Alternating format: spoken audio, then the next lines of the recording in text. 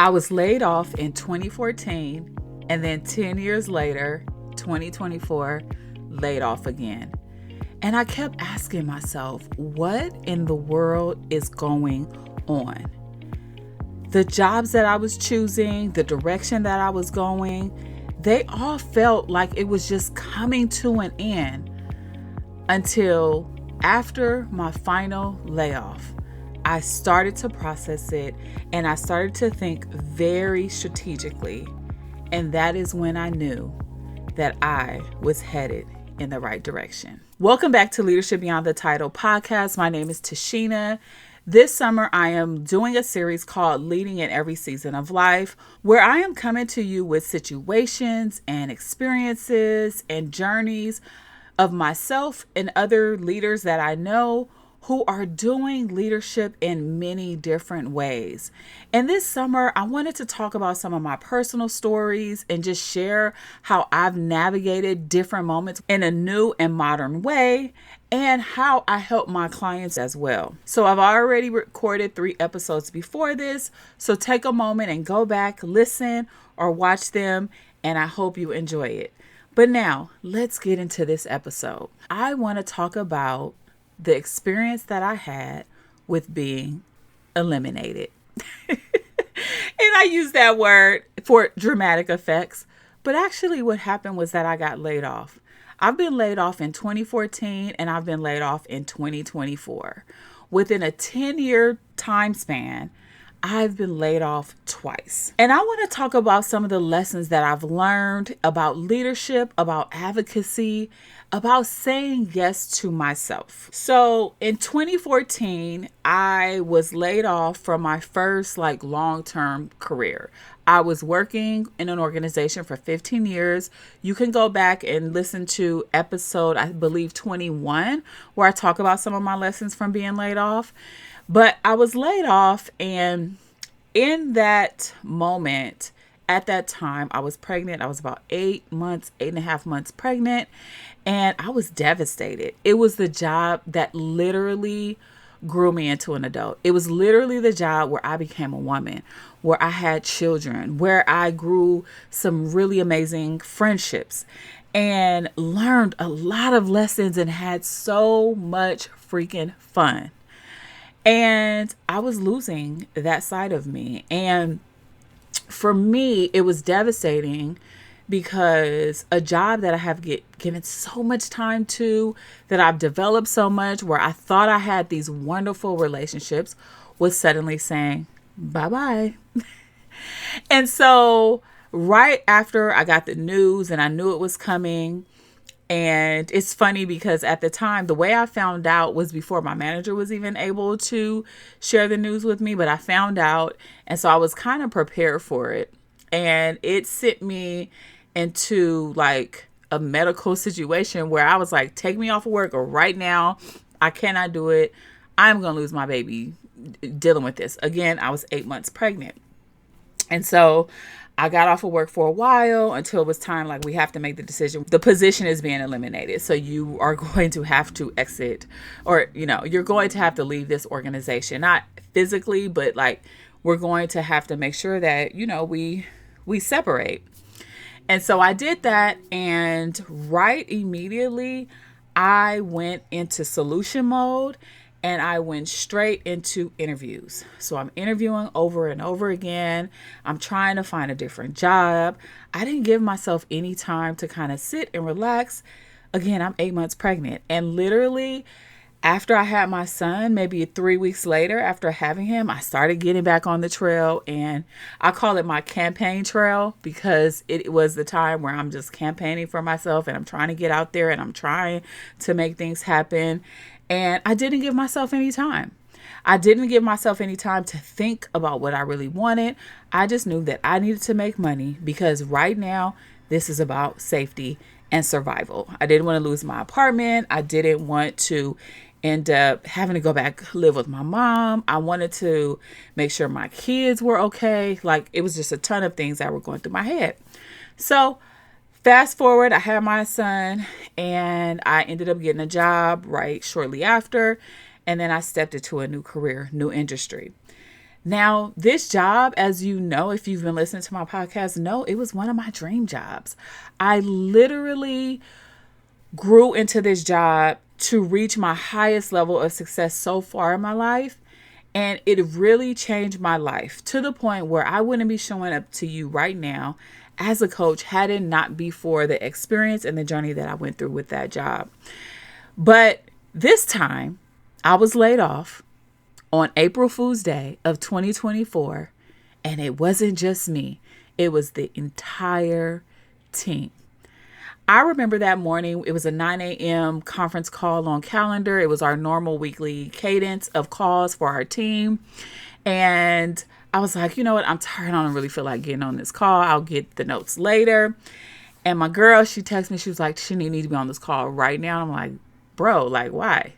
So I get on the call. And when I get on the call, I see my manager's manager. And I'm thinking, oh, shoot, what is happening? And they repeated what they said. And they said, your department has been eliminated.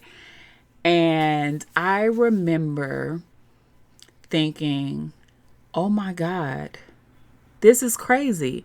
Like, there were other layoffs happening in the organization. And I talk about that on different episodes about how to watch and notice what's happening, to know that maybe it can impact you in some type of way.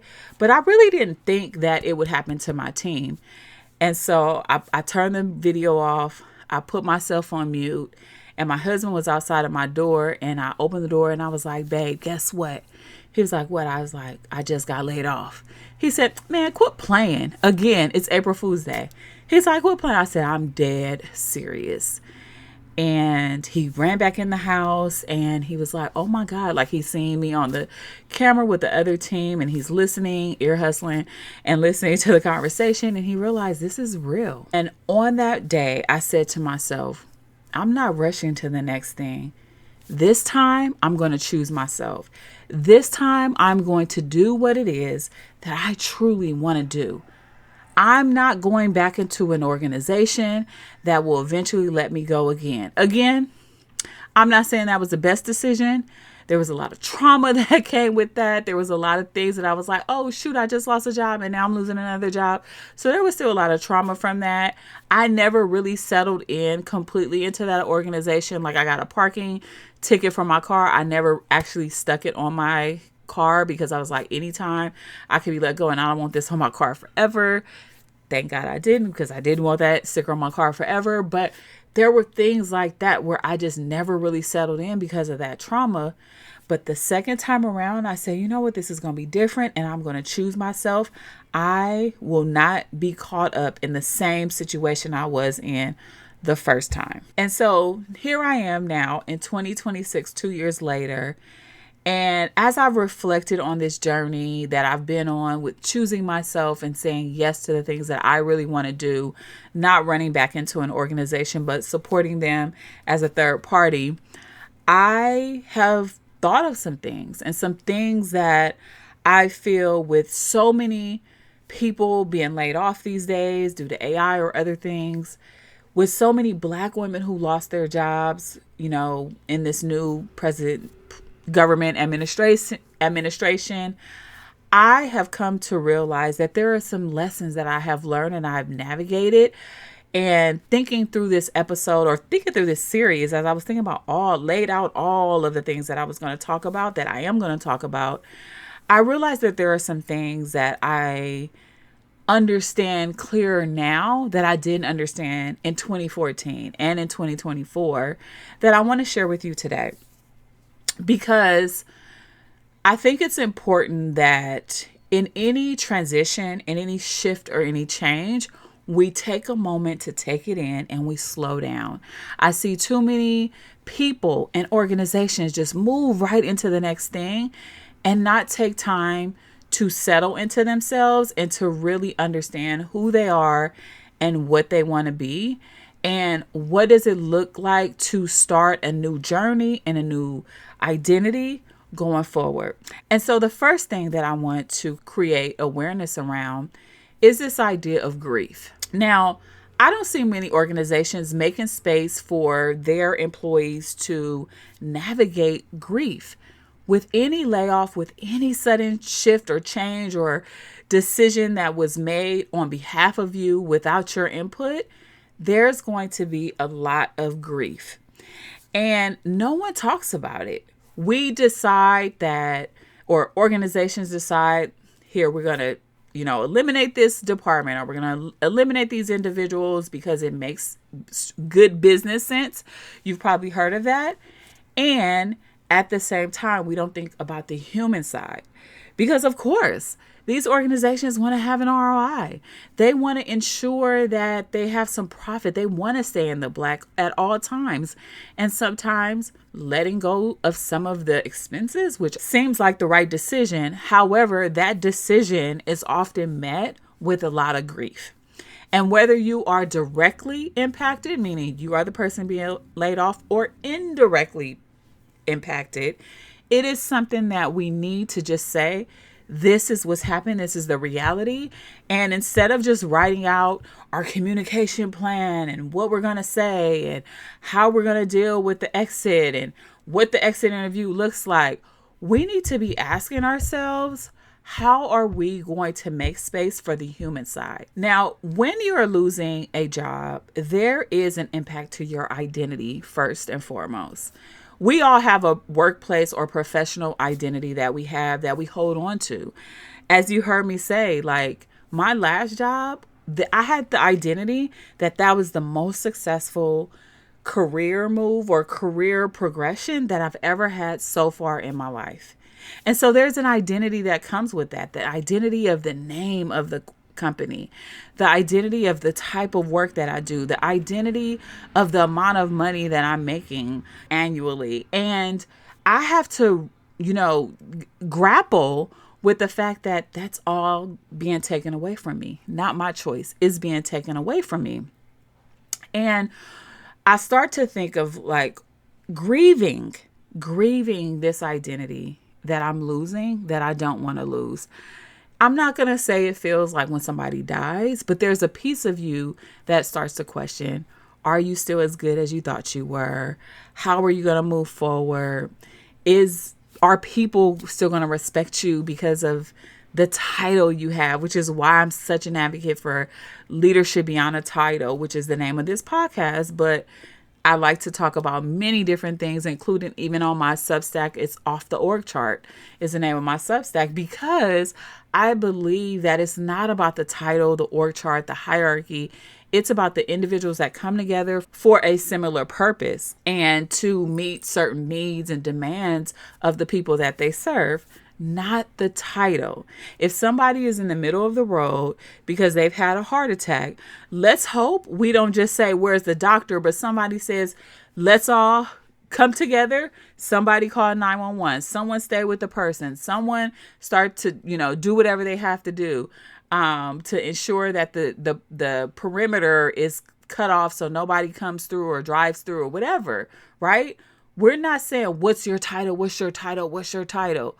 Everybody, all hands on deck. And that's exactly what I mean when I say, like, you don't need a title to be most effective, but there's an identity that comes with that title for sure. And so there is this impact to your identity. And whenever there is an introduction of fear or uncertainty when it comes to layoffs, you start to make a hit on your identity, but also your psychological safety.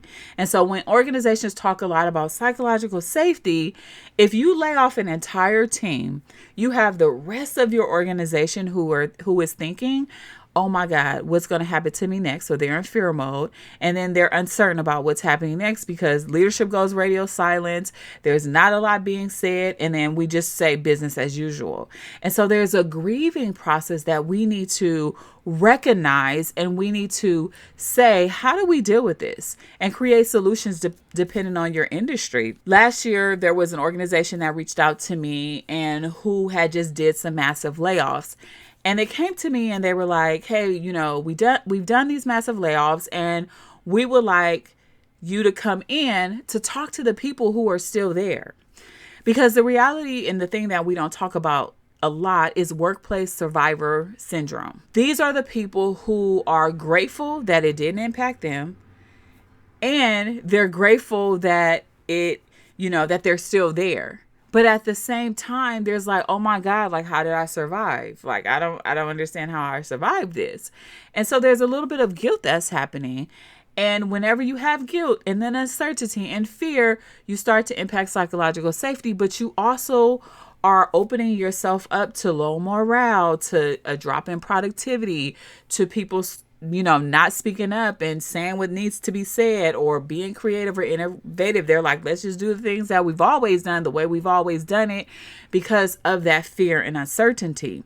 And so if we don't take the time to grieve properly, we spend time like I spent 10 years at the next organization, not wanting to put the sticker on my car because I was always in fear and uncertainty that what happened to me before could happen to me again. And granted, it did happen, but I'm also of the belief now that thoughts create results. And so there was a part of me that is saying now, like, was my thinking creating the very thing that I was trying to avoid?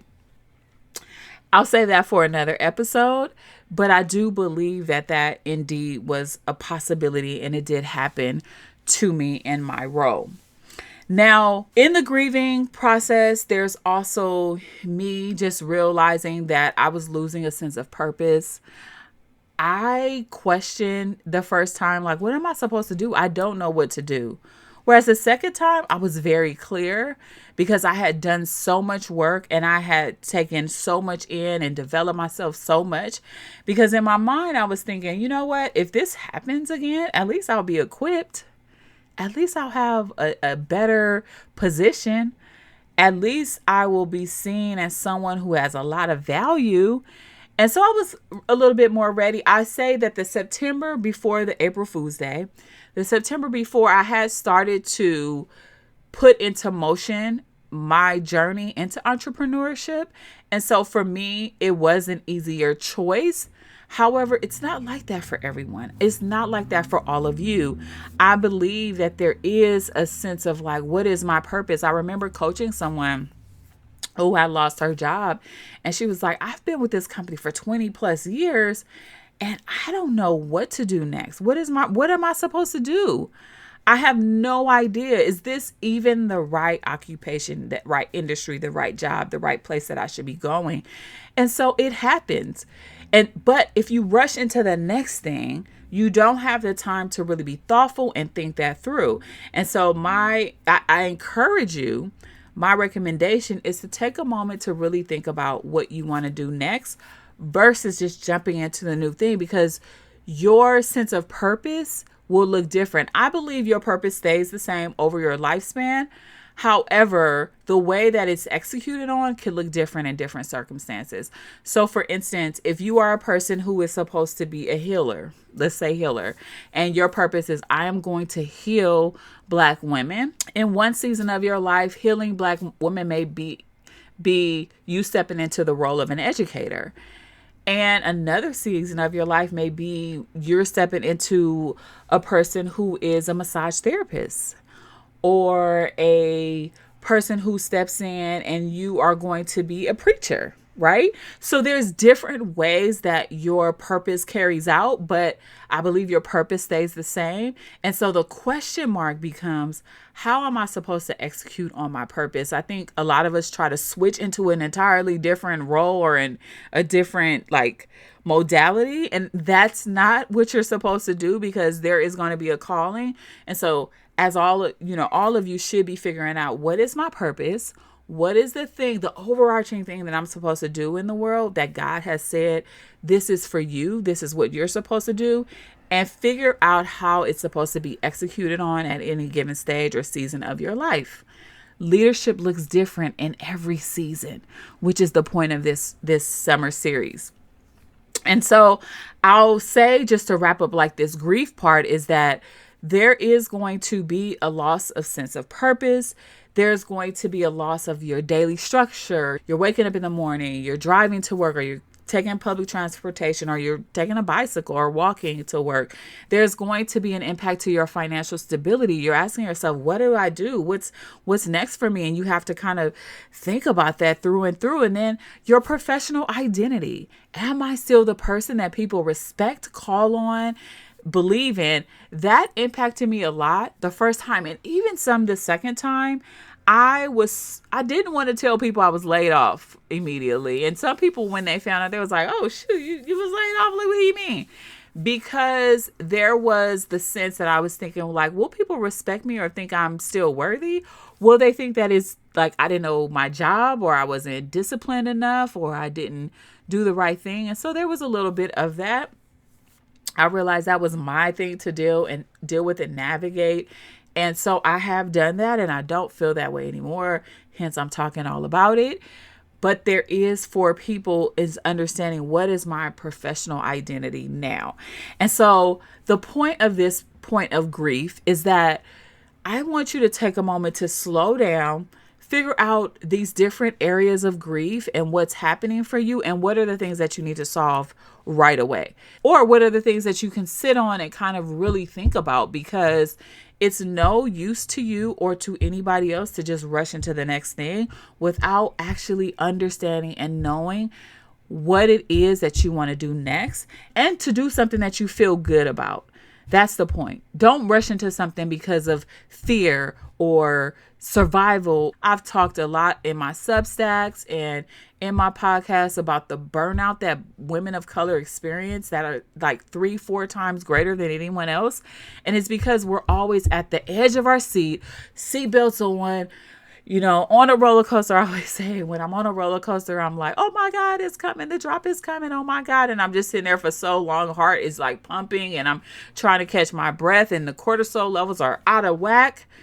That is how sometimes we look at our careers, and we're just going, trying to survive, instead of saying, you know what?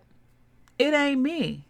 Because the second point that I have is that when you're grieving, you start to side-eye the organization. You're going to side-eye the organization and say, wait, hold up. What's up with these Fortune 500 companies? What's up with these organizations that are big corporate environments? And can I trust them still? When you leave a company that you felt that you were giving your all to, and in return, the only thing they can give to you was to let you go, you start to wonder, like, what's up with these jobs? What's up with these people?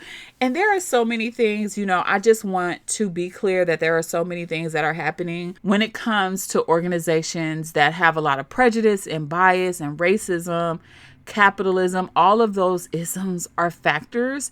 And so sometimes it ain't about you, and it ain't even about the dollar. Sometimes it's all about this color of your skin, or the gender that you are, or your sexual orientation.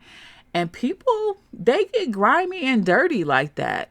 And they won't choose you for those very reasons, or they'll let you go for those very reasons, which is why a lot of women of color, we don't go into organizations showing all of our cards. We're not going to talk about our weekend every week, because why? If I let you into my life, into my world, and you start to understand what I do, you may use that against me one day. Oh, she's not like us. She's a little ghetto. Those are the type of things she does on the weekend. She's not like us. They not like us, right? And I mean that, with all the seriousness ever. But it happens. And you start to think like, these people didn't really care about me. I didn't really matter. I was an administrative assistant at the time of my first layoff, and I thought, oh, they don't care about my little level. I'm making the least amount of money, so it's a pinch, or it's a drop in the bucket for them to get money back.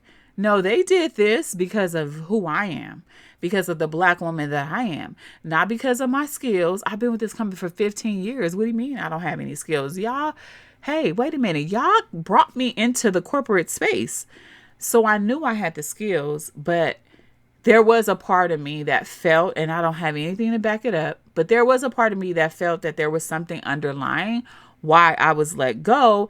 And so I'm thinking, I'm being loyal to these organizations, but they aren't being loyal to me. Twice 2 times, 2 different industries, 2 different organizations. Both are not being loyal to me. And, we all have that belief. If I go to work, I'm going to get in return a reward because I showed up and I delivered and I did my job well. And so the part of the grieving process is not only questioning yourself, but it's questioning that organization to say, wait, hold up. What you trying to do? Why you treat me like this? I don't trust you. And so you go into the next organization with a lack of trust, with a lack of safety. And so what happens, especially when we talk about workplace survival syndrome, some of the signs that you're in that is that you do extra work to prove that you're the best, and so that you won't be laid off. Or when it comes to like psychological safety and things like that, you'll decide for yourself that you're not going to speak up. You're not going to give new ideas because guess what? We just going to go with the flow, because if my idea messes something up, I might get laid off. And things are added on top of that, and you start to feel even more or less trusting of the organization when you are being let go. And the only thing they can focus on is your package, your exit interviews, collecting the company property, signing NDAs or non-disclosure agreements. And you're like, check this out. I did all of this and this is what I get. You don't even give me the proper goodbye. You're just like, peace out. You're out of here. And that's so not fair. And so you have to wonder, and I want to normalize that you are going to feel like the company did you wrong, and you're going to side out organizations, and you're going to look for different things that are going to prove that. And it's something that you have to work on, which is why I say, don't just run into the next organization. Take a moment for yourself, grieve through the process, because at that point you are in fight, flight, and freeze mode. In the book by Viktor Frankl, he says there is a pause between the stimulus and response. Something happens and there's a response, but between that is a pause. And we have to consciously make choices as leaders and not just go off and just do things from our gut and just be like, oh, we're just going to do that. Yes, we have intuition. Our gut tells us things, but we need to sit with that and we need to think it through and pause, evaluate it, and really meditate on it. Pray about it. Whatever you have to do, don't make the decisions unconsciously, because that's when things get fuzzy and messed up. Okay. And so, yes, you are going to feel this way. You're going to grieve the organization that you're not going to trust anymore. But here is the thing. Advocacy and leadership is the requirement. It's not the exception. Advocacy and leadership is the requirement, not the exception. You have to be so willing to advocate for yourself, not just for a new job, but saying yes to yourself, yes to your new adventure, yes to your new goal, yes to entrepreneurship, yes to the gap year, yes to being on unemployment for a while, yes to not working at all, yes to yourself, whatever that looks like, yes to early retirement, whatever it looks like. You have to be willing to say yes to yourself and advocate for yourself. You also have to be willing to slow down, take space, and start to plan. Because I think what I didn't do between both jobs and both layoffs is that I didn't plan, or before the first layoff and into the new job, I didn't plan well. I just gotta get into it. And I never dealt with the loss. So I brought all of those baggages into the new organization. And yeah, I said I was going to do things different. I was like, I'm going to talk to everybody. I'm going to do all these things. And that worked for me very well. It got me to where I needed to be. I am grateful for that. And had I planned a little bit more, I probably would not have went straight into the administrative assistant role. I probably would have said, you know what, I have a degree and there's some things that I can actually do. And I'm going to slow down and I'm going to explore those things. I'm going to talk to more people because that's important. It's very important. And it's exactly what I did the second time, which is why I'm such at a better space right now. with the layoff, and it's been 2 years now, and I'm so much better for it because I took the time and I made a decision that I was going to bank on myself and I was going to advocate for myself, and nothing's going to stop me. I'm all the way up. That song is coming in my head. Nothing can stop me. I'm all the way up. So that's coming in my head right now. But that's exactly how I felt. That's exactly how I felt. I didn't fully settle into my job or settle into my work. And I realized that, hindsight is 2020. And I realized that afterwards. I got on that campaign trail and was like, I'm going to do my thing, and I'm going to interview, and I'm going to get a job. And it's not what was necessary at that time. I think about more time with my children, more time to, just be with them and experience them. And so much of what I'm able to give my 2 younger kids, I wasn't able to give to my 2 older kids. And I wish I would have had that. But I was for a good reason. I'm not making what I did bad. It's what I did. It's the information that I had at the time to do what I needed to do. But I want to share with you right now that you don't have to rush things. God has a plan for all of us, and you're going to be okay. All things work. All things work. And the work that you put in will have to work regardless. So whatever you're choosing, if you've been working at it and working on it, it will have to work for you, period. And so get clear on what you want to do. Go all in on that and choose leadership. Choose leadership, because leadership is a choice. It's the set of choices that you make to get to where you want to go. It's the things that you don't negotiate with yourself. It's the things that you are like, by any means necessary, this is what I'm going to do. When you feel that way, and I've learned this through several coaches that I've worked with since being laid off, is that when you treat your next adventure as a non-negotiable and a thing that you cannot fail, you cannot afford to fail, you're going to be successful. I think in organizations, when we go into a job, and I'm not advocating for a bunch of people to go be an entrepreneur. However, if this is your choice, I heard it somewhere online to the effect of, when we go into a workplace and we are successful at the workplace, it's because we're already starting out with many resources. We already have a foundation of, there's money coming into the organization. They already know their customer and their client and who they serve. They already have a team, the systems and tools in place. They already have that. And so you should be successful, in the grand scheme of things. But when you're going out on your own, there's other decisions to be made, and you have to think more about it because you don't have income already. You're not starting out with a team. You don't have everything figured out. The customer doesn't know you at first. And so you're exploring and thinking about all the different things. But my God, what a blessing it is to be able to figure those things out and be in control of exactly what it's going to be. Of course, there are things like the economy, and nobody has to pick you to work with you. But you have a set, like, I know what's working. I can look at my analytics. I know how I'm doing. I know what I need to do and what I don't need to do. I'm experimenting with this summer series. I'm experimenting with coming on the podcast and publishing on YouTube and doing a video format of this and doing it from talking points and not really scripted out like I used to do.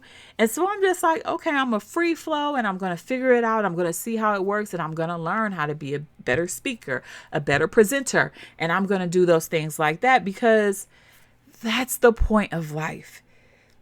It is to grow and to develop and not be handed everything to you on a platter. When we focus on being handed those things and we expect that to happen, that's when the hurt comes. And a job is a means to an end. I think some people do have to be in a job, but I want to advocate, don't put all your eggs in one basket. Diversify your career. I've talked about this. Diversify that thing. You should have many different things that you can do and step into, and ways to make money and ways to develop and grow the skills that you need. I have started to do different things, like, it's not just coaching, but I'm looking at the stock market a little bit. I'm eyeballing the stock market a little bit more these days. And I'm saying, you know what, this is passive money right here. I need to be working on this and learning this. I'm also I'm starting to get more back into, I'll say, not more, back into tithing and doing the tithing that I'm supposed to do. People don't know that I named my youngest son Malachi because I was a big tither during that time. I really believed in God to give me what I needed, and he did. Like I said, after I had my son and I was a huge tither, God gave me the greatest success of my career to date. And so I'm leaning back into that because I know what works. But I won't go down that list. I just wanted to share with you my story of being laid off. I wanted to normalize it's okay to feel the grief. It's okay to side-eye the organization. But at the end of the day, I want you to advocate for yourself. I want you to step into leadership and choose leadership. Because when you lead your life, when you have full agency of what you're going to do and you can see what you want to do, when you can look at the analytics and you can be the ultimate decision maker of your life, what a blessing it is. And even if your decision is, I'm going to be at this job and I'm going to do this thing, just always remember to diversify those skills in your portfolio. I hope this podcast episode gave you some tools and some techniques and made you think about some things. If you are somebody who is like, I want to work deeper with you, Tashina, I want to invite you into my one-on-one career lab program where I coach individuals one-on-one every week for 60 minutes. And you get access to me in between calls. And we do this for 3 months. Many of my clients walk away and they're like, you know what? I feel like I have more agency over my career. I feel like I'm not scared of networking anymore. I feel like I understand my purpose. Because when I have all of that, they're like, oh my God, I can be there for my family. I have time with my family. I can watch my children grow up in their lives. I can go back to school. I can do these things. I don't have to let my identity be completely shattered because of one loss, but see that one loss as a huge stepping stone to something even better and even greater. Okay. If this is you, if this is something that you're interested in, be sure to click the link in the show notes and set up a call with me one-on-one. On the call, we'll talk about where you're navigating. I'll give you some things that I think you should do. And then you can decide from there whether or not you want to work with me. Until next Wednesday, talk to you soon. Bye.